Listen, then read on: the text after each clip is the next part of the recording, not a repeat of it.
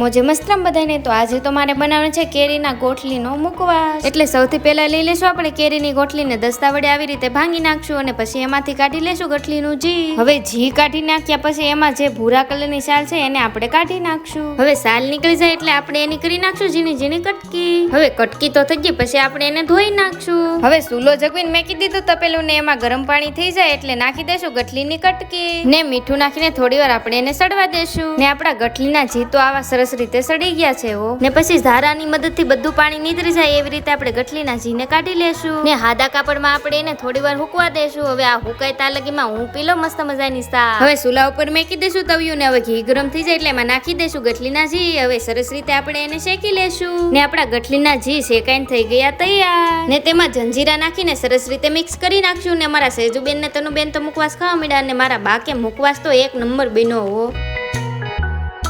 ને પછી કાચની બરણીમાં આપણે મુખવાસને ભરી લેશું. ને આ મુખવાસને તમે એક વર્ષ સુધી પણ ખાઈ શકો. તો આજનો મેનુ વ્લોગ આજે પૂરો કરશું. વિડીયો ગમે તો લાઈક શેર સબસ્ક્રાઇબ કરવાનું ભૂલતા નહીં. Bye bye.